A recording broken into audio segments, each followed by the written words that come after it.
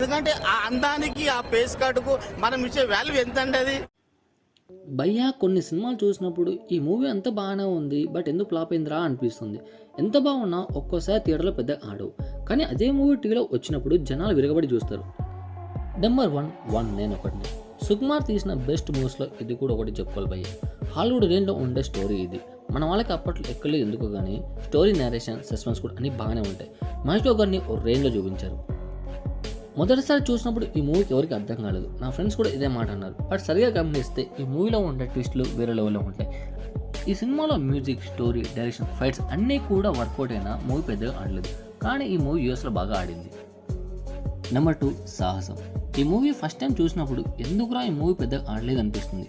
Story, narration, suspense అన్నీ కూడా వేరే లెవెల్లో ఉంటాయి.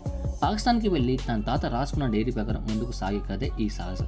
టూ ఫ్రాంక్ చెప్పాలంటే ఇది కనుక ఇప్పుడు వచ్చి ఉంటే ఖచ్చితంగా ఆయన కూడా ఖచ్చితంగా కలెక్ట్ చేస్తుంది భయ్య. బికాజ్ ఛానల్ కంటెంట్ బాగుంటే మూవీ ఆటోమేటిక్గా హిట్ అవుతుంది. నెంబర్ 3 గౌతమ్ నంద. ఈ మూవీ కంటెంట్ ఉన్న మంచి సినిమా భయ్య.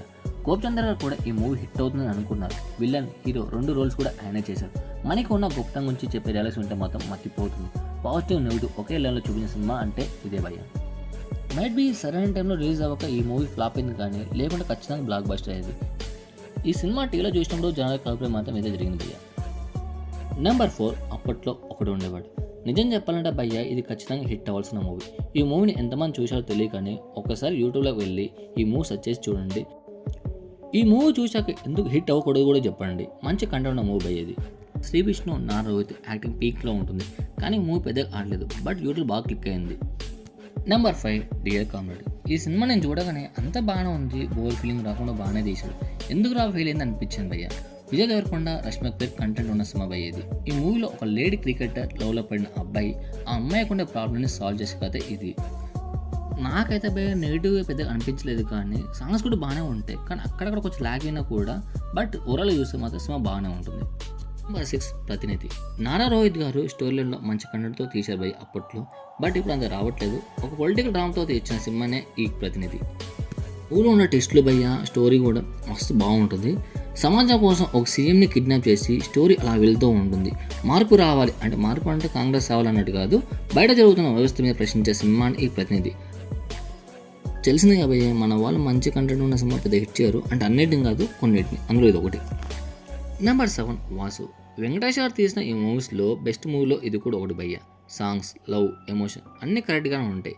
కామెడీ కూడా బాగానే ఉంటుంది. ఎందుకు ఫెయిల్ అయిందిరా బాబు అనిపిస్తుంది. చాలామంది పెళ్లి గడ్డం వల్ల ఈ మూవీ ఫెయిల్ అయిందని అంటూ ఉంటారు. ఆ గడ్డానికి మూవీకి లింక్ ఏంట్రా బాబు అని అప్పట్లో అనిపించింది. ఈ మూవీలో ఉండే కాన్సెప్ట్ ఏంటంటే పిల్లలకి ఏదైతే నస్తుందో దాంట్లోనే సపోర్ట్ చేసే వాళ్ళు ఆటోమేటిక్గా ఎదుగుతారని చెప్పే మూవీ ఇదే ఉంటుంది. ఇప్పటికీ నేనైతే ఈ మూవీ వచ్చితే మాత్రం ఖచ్చితంగా చూస్తాను భయ్య. సాంగ్స్ అయితే ఎవరికినైతే పక్కా గ్యారెంటీ ఇది. నెంబర్ 8 చక్రం. ఈ మూవీలో ప్రభాస్ చనిపోతున్నారు కాబట్టి ఈ మూవీ హిట్ అవ్వలేదని నా అభిప్రాయం. ఎందుకంటే తెలుగు ఆడియన్స్ దాదాపు ఎమోషనల్గా కనెక్ట్ అవుతారు. స్టోరీ లైన్ ఎలా ఉన్నా ఎండింగ్ మాత్రం హ్యాపీగా ఉంటేనే మూవీ ఖచ్చితంగా హిట్ అవుతుంది. ప్రభాస్ నవ్వుతూ ఉండే క్యారెక్టర్లో లాస్ట్కి వచ్చేసరికి సాడ్ ఎండింగ్ తోటి ముగుస్తుంది. సో ఆటోమేటిక్ జనాలకి పెద్దగా నచ్చదు అనమాట. ఎందుకంటే ప్రభాస్ నవ్విస్తూ ఉండే క్యారెక్టర్లు లాస్ట్కి వచ్చేసరికి లేరు అంటే ఆటోమేటిక్ జనాలకి అనిపించలేదు. జగమంతా కుటుంబం నాది ఇప్పటికీ ఎవరికింగ్ సాంగ్ అది. ఈ సాంగ్ ఇప్పటికీ బాధలో ఉండే ప్రతి ఒక్కరికి ఖచ్చితంగా ఈ పాట పక్కా వింటారు అనమాట. మీకు ఇంకేమైనా అనిపిస్తుంది కింద కాన్సెప్ట్ చెప్పండి. దాదాపు నాకు తెలిసిన అభిప్రాయం మాత్రం మీకు చెప్పాను అనమాట. మీకు ఇంకేమైనా అనిపిస్తే కింద కాన్సెప్ట్ చెప్పండి. Thanks for watching.